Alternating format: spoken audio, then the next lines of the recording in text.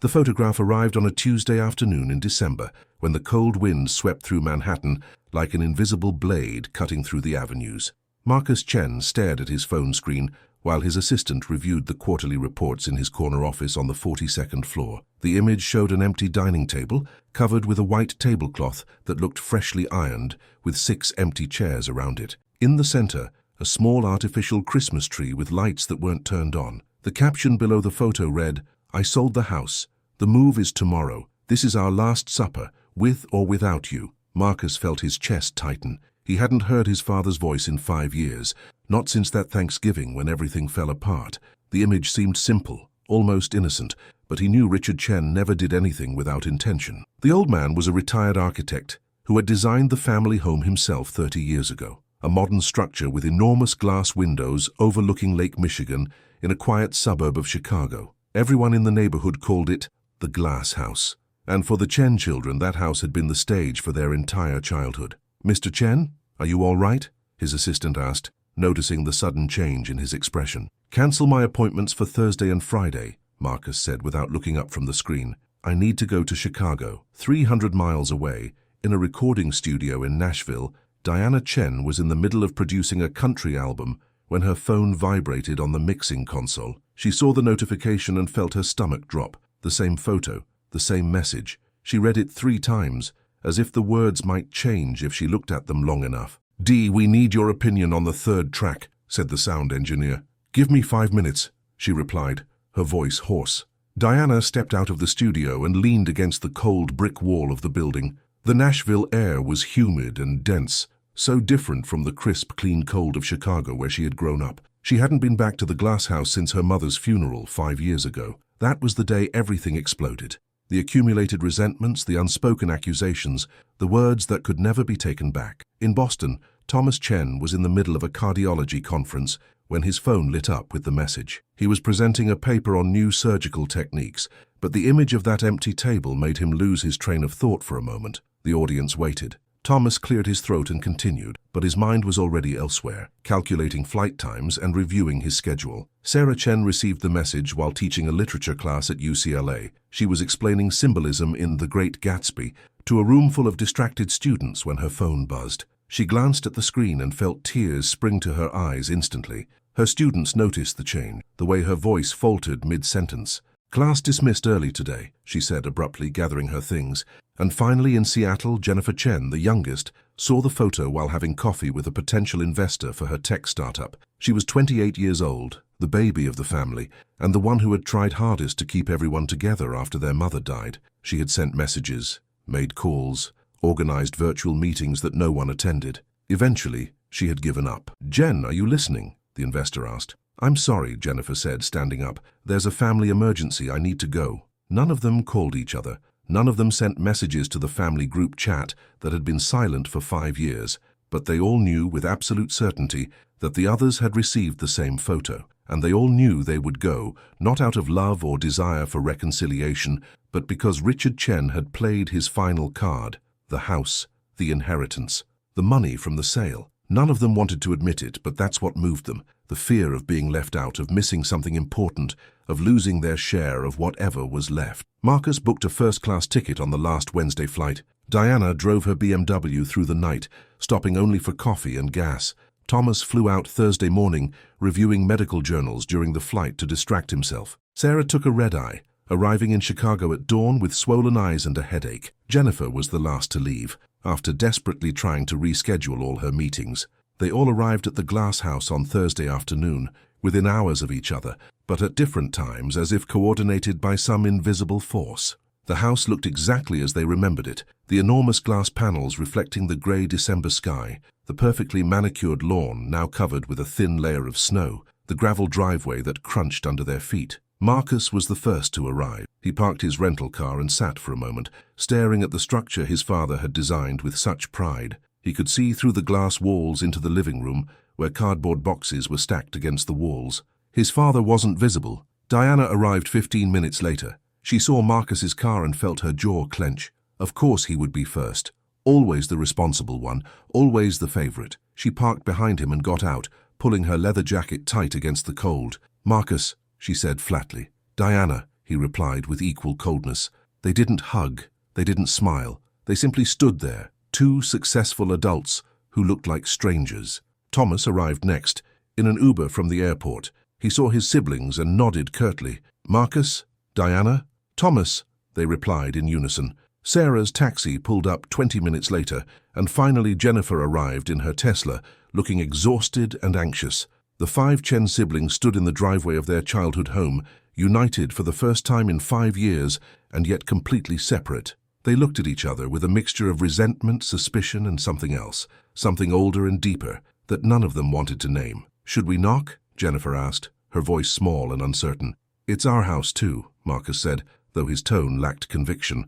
"Was," Diana corrected. "He sold it, remember?" The front door opened before they could decide. Richard Chen stood in the doorway, and the sight of him stopped them all cold. He had aged dramatically in 5 years. His hair was completely white now, his face more lined, his shoulders slightly stooped, but his eyes, those sharp, intelligent eyes, were exactly the same. "You came," he said simply, his voice steady but softer than they remembered. "I wasn't sure you would." None of them knew what to say. The silence stretched between them, thick and uncomfortable, filled with 5 years of absence and anger. "Well," Richard said finally, stepping aside, "don't just stand there in the cold. Come in. We have a lot of work to do before tomorrow." One by one, the Chen siblings walked through the door of the glass house, each carrying their own burden of resentment, each wondering what price they would have to pay for whatever inheritance awaited them, and each absolutely certain that this would be the longest, most unbearable night of their lives. None of them suspected that by morning, everything they thought they knew about their family and about themselves would be irrevocably changed.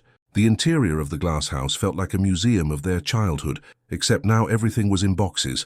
The living room, once filled with mid-century modern furniture and their mother's carefully curated art collection, was now a maze of cardboard containers labeled in Richard's precise architectural handwriting. Kitchen, fragile; books, heavy; photos, handle with care. Marcus was the first to step fully inside, his expensive leather shoes clicking against the hardwood floor that he remembered his father installing one summer when they were kids. The sound echoed in the emptiness. Through the massive glass walls, the grey December light filtered in, casting long shadows across the room. "Where's the furniture?" Sarah asked, her voice cracking slightly. She had expected to see the couch where she used to read for hours, the armchair where their mother would sit with her coffee every morning. "Sold most of it," Richard said, closing the door behind them. "A dealer came last week. Got a good price." He said it matter-of-factly, as if he were discussing the weather, but Jennifer noticed the way his hand trembled slightly as he locked the door. Diana walked toward the windows, looking out at the frozen lake in the distance. She remembered summer days when they would all pile into their father's old station wagon and drive down to swim, before success, before resentment, before their mother got sick. "So," Thomas said, the only one brave enough, or clinical enough, to address the elephant in the room, "how much did you get for the house?" The question hung in the air like poison. Marcus shot Thomas a look that said, "Too soon," but they were all thinking it. That's why they were here after all. Not for reconciliation, not for family, for money. Richard smiled, but it didn't reach his eyes. "Always straight to the point, Thomas. Just like when you were a boy. You'd come home from school and ask, 'What's for dinner?' before you even said hello." He moved slowly toward the kitchen, his gait slightly unsteady. "I made coffee. It's still hot. We should talk while we work." "Work?" Marcus asked, following him. "The movers come at 8 tomorrow morning," Richard explained, pouring coffee into 6 mismatched mugs, the only dishes he apparently hadn't sold. "Everything needs to be organized, labeled properly, and ready to go. I can't do it alone anymore." He paused, his back to them. "My hands shake too much now." It was the first admission of weakness any of them had heard from their father. Richard Chen, the man who had built a successful architecture firm from nothing, who had designed buildings that still stood proudly across Chicago, who had never asked for help with anything, was asking for help. "Where are you moving to?" Jennifer asked gently, taking a mug from him. She was the only one who stepped forward to help distribute the coffee. "A facility in Evanston," Richard said. "Nice place. Assisted living. They have a garden." "Assisted living?" Sarah's voice rose an octave. "Dad, you're only 72. That's not—" "It's exactly what I need," Richard interrupted, his tone firm but not unkind. "Now I've divided the work. Marcus, you'll handle the garage and the workshop. Thomas, the study and office files. Diana, your mother's things are still in the master bedroom. Sarah, I need you to go through the books and decide what to keep, what to donate. Jennifer, you'll help me with the basement." The assignments felt deliberate, calculated. each sibling assigned to a space filled with memories, with ghosts. "And what about our things?" Diana asked, a sharp edge to her voice. "Our childhood stuff? Our rooms?" "Already packed and labeled with your names," Richard said. "In the basement. You can take what you want, donate the rest. I don't have space where I'm going for memories." The coldness of the statement stung. Marcus set down his coffee mug harder than he intended, the sound sharp in the quiet room. "Fine. Let's get this over with." They dispersed to their assigned areas like soldiers given orders, each retreating to different corners of the house. The silence that fell was thick and oppressive, broken only by the sound of tape being pulled from rolls, boxes being opened and closed, and the occasional muffled curse when someone found something unexpected. Marcus stood in the garage, surrounded by his father's tools, each one hanging in its precise place on the pegboard, outlined in permanent marker so you knew exactly where it belonged. He remembered how his father had taught him to measure twice and cut once, how every project required patience and precision. He opened a drawer and found his old baseball glove, dried and cracked with age, and felt an unexpected lump in his throat. In the master bedroom, Diana knelt before their mother's closet. The clothes were still there, hanging as if Eleanor Chen might walk in at any moment and choose an outfit. Diana pulled out a blue silk scarf and brought it to her face. It didn't smell like her mother anymore, just dust and time. She sat back on her heels and let herself cry for the first time in years, quiet tears that she would never admit to anyone. Thomas sat in the study, methodically sorting through decades of files, medical records, tax documents, contracts. Everything organized with the same precision his father applied to everything. He found a folder labeled Thomas Medical School and opened it. Inside were every letter Thomas had sent home during his first year, every report card, every achievement. His father had kept them all. Sarah was in the library, running her fingers along the spines of books she had read as a teenager. She pulled out a copy of Pride and Prejudice and found notes in the margins. Her mother's handwriting discussing themes and character development. They had read it together one summer. Sarah had forgotten that. She had forgotten so many good things, buried under the weight of that last terrible Thanksgiving. In the basement, Jennifer helped her father sort through boxes of holiday decorations. She found the ornaments they had made as children, pasta painted gold, clay handprints, paper snowflakes yellowed with age. "Dad," she said quietly, "why did you really sell the house?" Richard was quiet for a long moment, carefully wrapping an old glass ornament in newspaper. "Because it's too big for one person, because every room reminds me of your mother,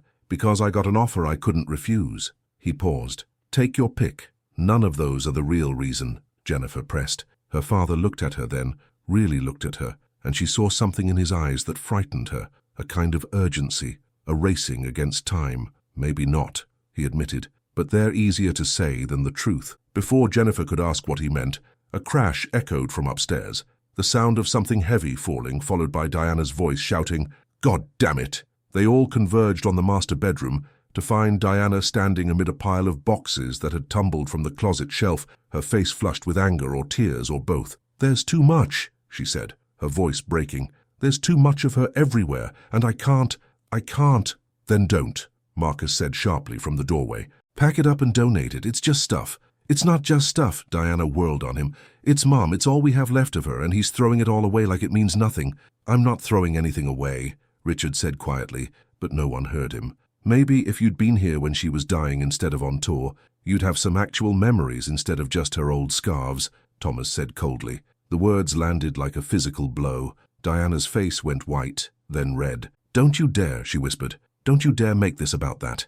"Why not?" Thomas continued, his doctor's clinical detachment cracking to reveal something uglier underneath. "We're all thinking it. You were in Germany when she went into hospice.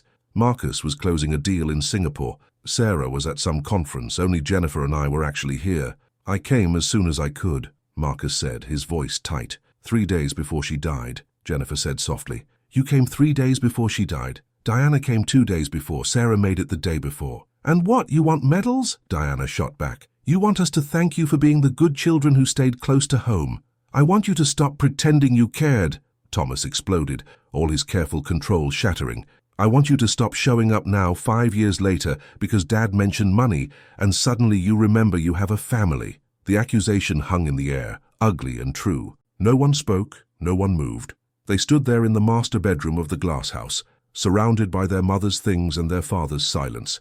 And finally, the real reason for their estrangement was out in the open. Richard Chen sat down slowly on the edge of the bed, suddenly looking every one of his 72 years and more. "Your mother," he said quietly, "would be so disappointed in all of you right now." The simple statement, delivered without anger or accusation, somehow hurt more than any of Thomas's rage. "She spent her last days asking about you, all of you, wanting to know if you were eating well, sleeping enough, happy in your lives. She made me promise to keep you together, and I failed. I let you fall apart because I was too broken myself to hold anyone together." He stood up, his movements careful and deliberate, and walked to the closet. From the very back he pulled out a box, different from the others, older, worn at the corners. "There's something you all need to see," he said. "Something I should have shown you 5 years ago, but I wasn't ready. I didn't think you were ready. Maybe I was wrong about that too." He set the box on the bed. It was labeled in faded ink. "Do not open." "Help me get this downstairs," Richard said. "All of you need to see what's inside, together." They gathered in the living room as the winter sun began to set, casting orange and pink streaks across the sky that reflected off the glass walls. The box sat on the floor in the center of their circle, innocuous and terrifying all at once.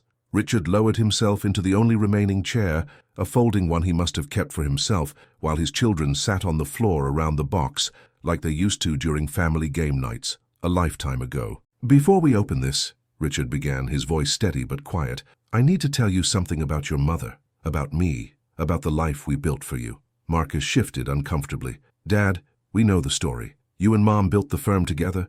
You worked hard. We had a good childhood. You know the version we told you," Richard interrupted. "You don't know the truth." The room fell silent. Outside, a bird landed on the deck railing, its small form dark against the fading light. "When your mother and I got married, I was 26 years old with a degree in architecture and exactly $743 in my bank account. She was 24, pregnant with you, Marcus, and working as a receptionist at a law firm." Richard's eyes grew distant, looking at something beyond the walls. "We lived in a one-bedroom apartment in Pilsen. The heat barely worked. The windows rattled when the L train went by." Jennifer had never heard this before. The story she knew began with her parents, already successful, already stable. "I got a job at Morrison & Associates, a small firm. The pay was terrible, but I was grateful for it. Your mother worked until she was 8 months pregnant, then had to quit because the law firm wouldn't give her maternity leave." Richard's hands clasped together, the tremor more visible now. "Marcus, you were born on a Tuesday in March. It snowed that day. The hospital bill was $3,217. We had no insurance." Thomas, the doctor, winced. He knew exactly what that meant in 1976. "We couldn't pay it. Your mother cried for 3 days straight, holding you, terrified they'd come take you away somehow. Of course they wouldn't, but fear isn't rational." Richard opened the box slowly, pulling out an old manila envelope. "Then Eleanor's father, your grandfather Raymond, came to visit. He'd never approved of me, thought his daughter married beneath her. He looked at you, Marcus, this tiny perfect thing, and he made us an offer." Richard pulled a document from the envelope, yellowed paper, typed on an old typewriter, signed at the bottom. $50,000. In 1976, that was enough to pay the hospital, put a down payment on a small house, give me the capital to think about starting my own firm someday, enough to change our lives completely. "So Grandpa Raymond gave you money," Diana said, confused. "Why is that a secret?" "Because he didn't give it," Richard said quietly. "He loaned it, at 8% interest, compounded annually, and there was a condition." He pulled out another document. This one was a contract, dense with legal language. "I had to cut all ties with my own family, my parents, my siblings." He said they were unsuitable influences. Too poor, too uneducated, too immigrant. Richard's voice cracked slightly on the last word. "My mother had come from China with nothing. My father worked in a laundromat. Raymond called them embarrassments." Sarah felt her breath catch. "You agreed to that. I was 26 years old with a newborn baby and a wife who'd just gone through a difficult delivery. I had $700 and a mountain of debt." Richard looked at his hands. "So yes, I agreed. I told my parents I needed to focus on my career, that I'd visit soon, that we'd work it out, and then I just stopped calling, stopped visiting. They died, both of them, before I ever saw them again." The weight of the confession settled over the room like a physical presence. Marcus felt something shift in his chest. A foundation he'd built his entire life on, suddenly revealed to be standing on sand. "But that's not all," Richard continued. He pulled out a ledger, pages and pages of entries in his meticulous handwriting. "Every year on the anniversary of that loan, I made a payment, principal plus interest. It took me 32 years to pay it back, 32 years of every bonus, every successful project, every bit of profit from the firm. A portion went to Raymond Whitmore. Wait, Thomas said, his analytical mind doing calculations. 50,000 at 8%, compounded annually over 32 years, came to just over $463,000, Richard finished. I made the final payment 6 months before your mother died. Diana stood up abruptly, pacing to the window. Why are you telling us this now? Because there's more, Richard said. He reached into the box and pulled out a VHS tape, old and labeled in Eleanor's handwriting. For our children, when they're ready. Jennifer's heart began to pound. What is that? Your mother made this 3 weeks before she died. She knew I'd never tell you the truth on my own. She knew I carried too much shame about my choices. Richard held the tape like it was made of glass. I haven't watched it since the day after her funeral. I couldn't, but she told me when to show it to you. She said, when they're fighting and broken, and you think they're lost to each other, that's when they need to see this. Marcus stood up and walked to the entertainment center, one of the few pieces of furniture remaining. Behind a panel was an old VCR still connected. Of course his father would keep it. Richard Chen never threw away anything that still worked. Put it in, Richard said softly. Marcus's hands shook as he inserted the tape. The screen flickered to life, snow and static, and then Eleanor Chen appeared on the screen, sitting in this very living room, the glass walls behind her showing a spring day 5 years ago. She was thin, her hair wrapped in a scarf, but her eyes were bright and fierce. Hello, my darlings, she said, and Sarah began to cry immediately at the sound of her mother's voice.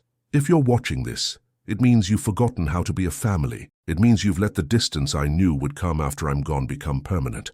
And it means your father finally found the courage to show you this, which means he loves you more than he loves his pride. Eleanor smiled, that familiar warm smile that had comforted scraped knees and broken hearts for decades. I need to tell you about the summer of 2002. You probably don't remember it as significant. Marcus, you were 27, working at Goldman Sachs, about to make partner. Diana, you were 24, signing your first real record deal. Thomas, you were finishing your residency. Sarah, you were working on your PhD. Jennifer, you were just 13, starting 8th grade. On the screen, Eleanor paused, gathering her strength. That was the summer your father's firm went bankrupt. The words hit like a bomb. None of them had known. Marcus sat down hard on the floor, his legs suddenly unable to hold him. The recession hit construction hard, Eleanor continued. 3 major projects fell through. Clients who owed him hundreds of thousands just disappeared. Banks called in loans. Your father came home one day in July and told me we were going to lose everything. The business, this house, your college funds, all of it. Richard stared at the screen, tears streaming down his face silently. But we didn't, Eleanor said, because I made a choice. I had an inheritance from my Aunt Margaret, $230,000 that I'd kept separate, untouched for emergencies. It was supposed to be my security, my independence. Instead, I gave it all to your father to save the firm, every single penny. Diana turned from the window, her face pale. Mom, I never told you because I didn't want you to feel obligated. I didn't want you to think you owed us for your success. Because you don't. You earned every bit of it yourselves. Eleanor leaned forward, looking directly at the camera, as if she could see through time to this exact moment. But I need you to understand something. The reason Marcus could take that year to study for his Series 7 without working, the reason Diana could turn down the cruise ship gig and wait for the right record deal, the reason Thomas could afford to do that unpaid research fellowship, the reason Sarah could present her dissertation at the conference in London, the reason Jennifer had a college fund at all of that was possible because your father and I chose to invest everything we had in your futures, in your dreams. Thomas covered his face with his hands. Sarah was openly weeping. Jennifer had her arms wrapped around herself, rocking slightly. We never told you about my inheritance because parents aren't supposed to keep score. Love isn't a transaction, but I'm telling you now because I need you to understand what family means. It means sacrifice. It means putting other people's dreams before your own comfort. It means forgiving each other when you fall short, because we're all human and we all fail sometimes. Eleanor's voice grew softer, more urgent. After I'm gone, you're going to be angry. At me for leaving. At your father for still being here when I'm not. At each other for stupid small things that feel enormous in your grief. You're going to say things you don't mean. You're going to hurt each other because hurt people hurt people. And then you're going to stay apart because pride is easier than apology. She pointed at the camera, at them. Don't you dare let my death be the thing that destroys this family. Your father and I gave up everything, our pride, our security, our connections to our own families, to give you the foundation for your success. Don't waste that sacrifice by throwing each other away. Eleanor sat back, exhausted from the effort of the speech. Marcus, you're going to think you have to be the strong one. You don't. Let yourself be weak sometimes.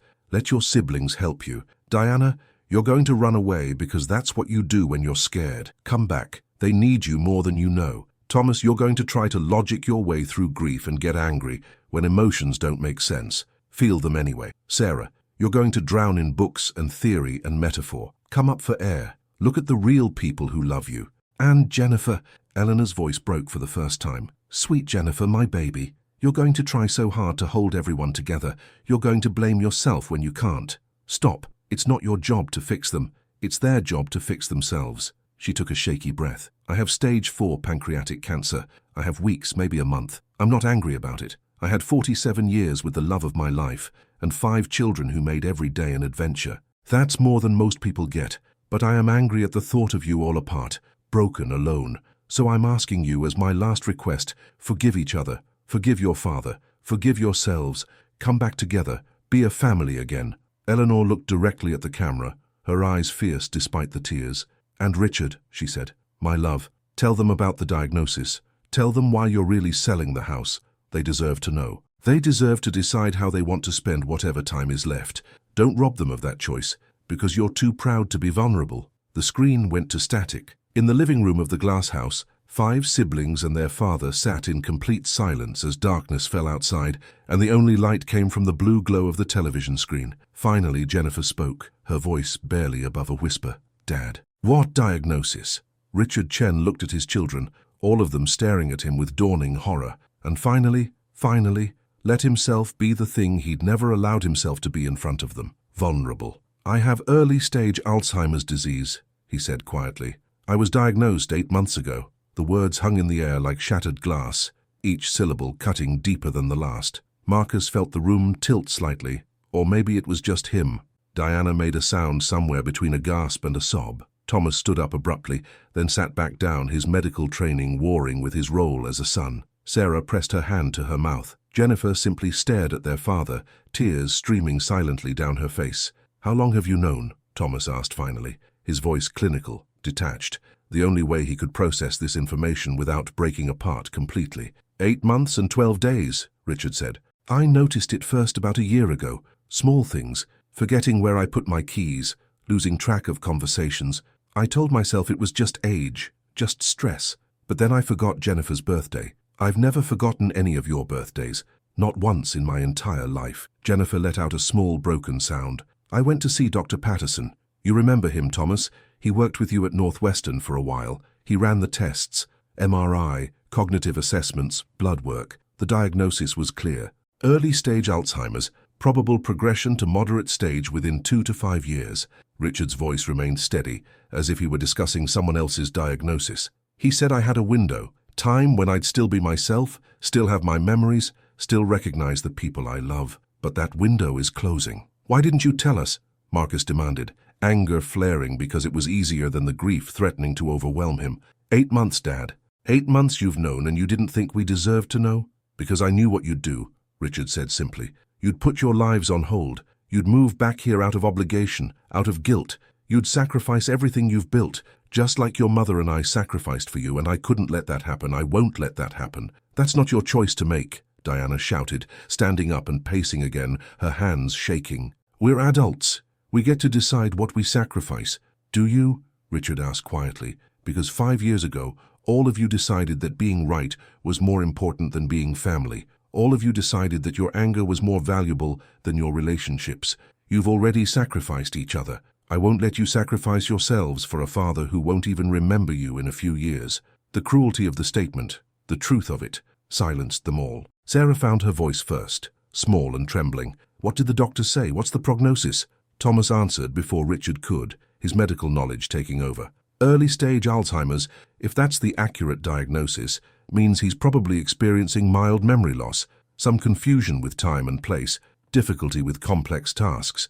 The progression varies, but typically, his voice caught, typically within 2 to 5 years, there's significant cognitive decline. Memory loss becomes severe, personality changes. Eventually, the person you knew becomes someone else. Stop, Jennifer whispered. Please stop. She needs to hear it, Thomas said, but his voice was gentle now. We all need to hear it. Dad is selling the house because he knows he won't be able to live here safely much longer. The assisted living facility in Evanston, I'm guessing it has a memory care unit.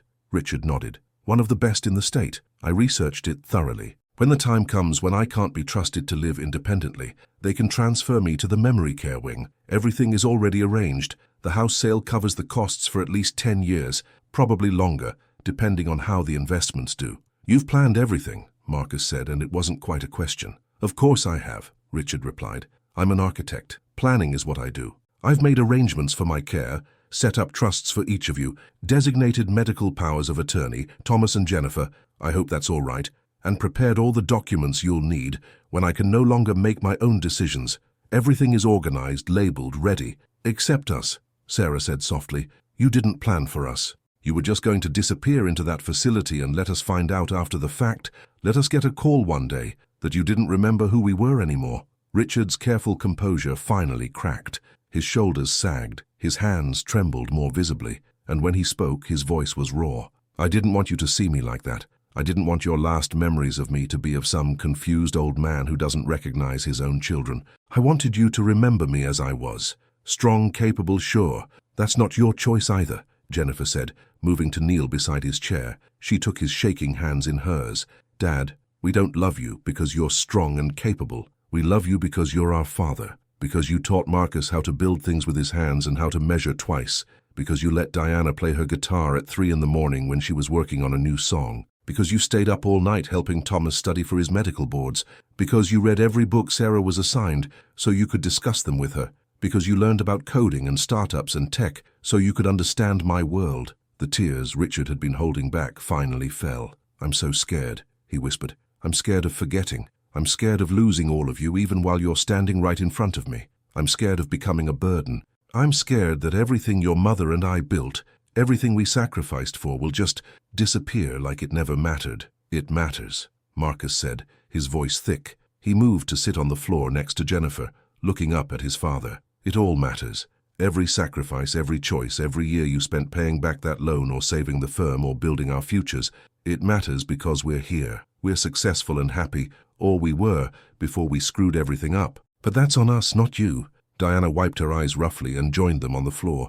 I'm sorry I wasn't here when Mum died. I'm sorry I let my career matter more than being with her at the end. I'm sorry I've been angry at all of you for 5 years, instead of just admitting I was angry at myself. I'm sorry I used Mum's death as a weapon, Thomas said, his clinical detachment finally completely shattered. I'm sorry I made you all feel like your grief wasn't as valid as mine, just because I was physically present. Being in the same room doesn't mean I was any more prepared to lose her. I'm sorry I checked out, Sarah added, her voice shaking. I'm sorry I hid in books and teaching and other people's stories instead of dealing with my own grief. I'm sorry I let all of you think I didn't care. I'm sorry I gave up, Jennifer said. I'm sorry I stopped trying to hold us together. I thought I was letting you all go to be happy, but really I was just protecting myself from being rejected again. They sat there in a circle on the floor of the glass house, the 5 Chen siblings and their father, finally saying the words they should have said 5 years ago. Outside, snow had begun to fall, soft and silent, covering the world in white. The movers aren't really coming tomorrow, are they? Marcus asked suddenly, a strange smile crossing his face. Richard looked almost sheepish. They're scheduled for next week. But I needed you all here. I needed you to see the video. I needed you to know the truth before the disease takes too much of me away. You manipulative old man, Diana said, but she was smiling too, crying and smiling at the same time. I learned from the best, Richard said, and for the first time that night, he sounded like himself, like the father they remembered, sharp and clever and full of love. So we have time, Jennifer said, understanding dawning. We have time to do this right, to pack up the house together, to go through the memories, to say the things we need to say. We have more than that, Sarah said, standing up and moving toward the kitchen. We have tonight and tomorrow and next week and however long we have before, her voice broke, before we can't anymore. She opened the refrigerator, one of the few appliances remaining, and found it stocked with food. Of course it was. Richard Chen planned everything. Did you really think we'd just show up, pack some boxes and leave? Sarah asked, pulling out vegetables and a package of chicken. I hoped you wouldn't, Richard admitted, but I prepared for every possibility. Well, Marcus said, rolling up his sleeves, possibility number 1 is that we're staying, all of us, tonight, tomorrow, however long it takes. "We're not leaving you to do this alone. What about your jobs?" Richard asked. "Your lives?" "I have 3 weeks of vacation time I've never used," Marcus said. "I think my quarterly reports can wait." "My album can be mixed remotely," Diana added. "I have a laptop. I'm on sabbatical," Sarah said. "It's why I could come so quickly. I have all semester." "I just cleared my schedule for a family emergency," Jennifer said. "Turns out I actually have one." They all looked at Thomas. "I'm a cardiologist," he said quietly. "I spend my days telling families that their time with loved ones is limited, that they should make every moment count. I'd be a hypocrite if I didn't take my own advice." He paused. "I'm staying." Richard looked around at his children. All 5 of them, committed, present, finally united, and broke down completely. Marcus hugged him first, then Jennifer, and then they were all there, a tangle of arms and tears and whispered apologies and promises. When they finally pulled apart, Sarah was already in the kitchen pulling out pots and pans. "We're making dinner, a real dinner, all of us, together. I can't remember the last time we did that," Diana said, joining her. "Thanksgiving," Jennifer said quietly. 5 years ago, right before everything fell apart. "Then we're overdue," Marcus said. He looked at the empty dining table, the one from the photograph. "Dad, do you have any chairs left?" "In the garage," Richard said. "And I kept the good dishes. They're in the china cabinet." They spent the next 2 hours cooking together in a kitchen that was mostly packed up, improvising with the limited tools remaining, laughing when Diana burned the garlic, arguing good-naturedly when Thomas insisted on adding too much salt, working around each other with a familiarity that 5 years apart hadn't completely erased. Jennifer found candles in one of the boxes. Marcus located the china, their mother's wedding set that had only come out for special occasions. Sarah made a salad with what she could find. Diana attempted to bake rolls and succeeded surprisingly well. Thomas carved the chicken with the precision of a surgeon. As darkness fell completely outside the glass walls, they set the table together. 6 chairs arranged around it, 5 for the children and 1 for their father. 6 place settings with the good china. 6 glasses filled with wine except Jennifer's, which had water. The candles lit, casting warm light that reflected off the glass and made the whole room glow. They sat down together, the Chen family, for the first time in 5 years. The food wasn't fancy, the table wasn't perfect. They were sitting on mismatched folding chairs in an almost empty house that would soon belong to someone else. But they were together. Richard looked around at his children, Marcus with his quiet strength, Diana with her fierce creativity, Thomas with his brilliant mind, Sarah with her deep wisdom, Jennifer with her stubborn hope, and felt his heart nearly burst with pride and love and gratitude. "Your mother would be so happy right now," he said, his voice thick with emotion. "She always said that the only real wealth was family. The only success that mattered was love. I didn't understand it when I was young and hungry and desperate to prove myself, but she was right. She was always right." "To Mom," Marcus said, raising his glass. "To Mom," they all echoed, glasses raised, touching in the center of the table with a soft clink. "And to Dad," Jennifer added, "for bringing us home." They ate slowly, talking and laughing, sharing memories and stories. Diana told them about the music festival in Berlin, where she'd gotten lost and ended up performing in a subway station. Marcus shared the story of his first major deal and how he'd almost blown it by spilling coffee on the client. Thomas recounted a surgery that had gone impossibly well, saving a life everyone thought was lost. Sarah talked about a student who'd written her a letter, saying she'd inspired them to become a teacher. Jennifer described her startup's first investor meeting and how she'd pitched through tears because she was so nervous. Richard listened to it all, committing every word to memory, knowing that someday, maybe soon, these memories might be all he had left, or worse, that he might have nothing at all. But tonight, in this moment, he had everything. His children around the table, their laughter filling the glass house, their love, finally, piecing back together what grief had torn apart. As midnight approached, they cleared the dishes together, washed them by hand since the dishwasher was packed, dried them carefully, and wrapped them in newspaper to store for whoever came next. "What do we do now?" Sarah asked, looking around at the boxes and the mostly empty house. "Now," Richard said, "we spend the next week together. We go through these boxes properly. We share the memories. We tell each other the stories behind every object. We fill this house with family one last time before someone else makes it theirs, and we make new memories to carry forward." "And after that?" Thomas asked, the question they were all thinking. "After that, you all go back to your lives. You visit when you can, you call when you can't. You forgive each other when you fight because you will fight. And when the day comes that I don't recognize you anymore," Richard's voice shook, but he continued, You remember this week. You remember that I loved you with everything I had. You remember that your mother and I chose you every single day over everything else, and you take care of each other, because that's what family does. They stood in the kitchen of the glass house, the winter night dark beyond the windows, snow falling steadily now, covering everything in quiet white. Tomorrow, they would begin the work of packing up a lifetime. They would cry and laugh and argue and reconcile 1,000 times over. They would find forgotten treasures and painful memories. They would build a bridge back to each other. One conversation, one shared story, one moment of grace at a time. But tonight, they were simply together. 6 people bound by blood and love and sacrifice and choice. A family, broken and healing, imperfect and present. Marcus looked at his siblings, at his father, at the empty table where they'd just shared their first meal together in 5 years.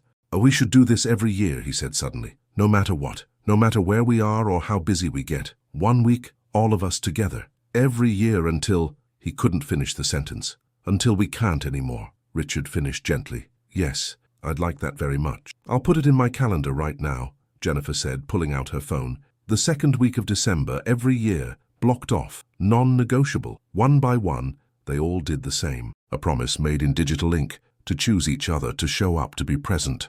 Outside, the snow continued to fall, covering the deck and the lawn and the roof of the glass house in white.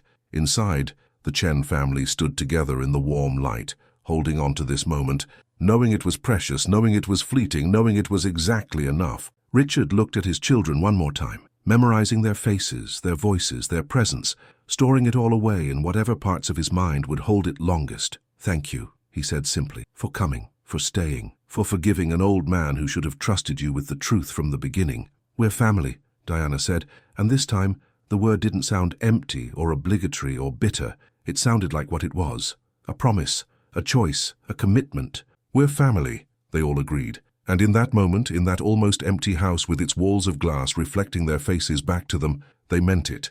Not perfectly, not without fear or grief or the knowledge of hard times ahead, but truly, completely, finally. The photograph Richard had sent, the empty table with the empty chairs, had done its job. It had brought them home. It had forced them to face each other, to face the truth, to face the reality that time was not infinite, and neither was memory and neither was family unless you chose it, every day, over and over again. Tomorrow, the work would begin. But tonight, they had this: a meal shared, a truth told, a family restored. It was enough. It was everything. It was, in the end, all that had ever really mattered. In the glass house where every wall was transparent, the Chen family finally learned that the most important things were never about what you could see from the outside, the success, the wealth, the achievements. They were about what you built together on the inside: forgiveness, presence, and the choice to love each other, especially when it was hard. Because time, like memory, is a gift that doesn't last forever. But the choice to show up, to be present, to be family, that choice can echo long after memory fades, in the stories we tell and the love we leave behind. And so we reach the end of another unforgettable journey. If this story touched your heart, stirred your emotions, or simply made you feel something, you can help me in 3 simple ways. Leave your like. It's quick, free, and shows me I'm on the right path. Subscribe and turn on the bell to never miss our upcoming stories. Comment below what moment struck you the most in this story. Every like, every subscription, every comment motivates me to bring you more engaging emotional stories full of twists and turns. And if you know someone who would love this story, share it. Sometimes a good narrative is exactly what someone needs for their day. Thank you for being here with me. See you in the next story.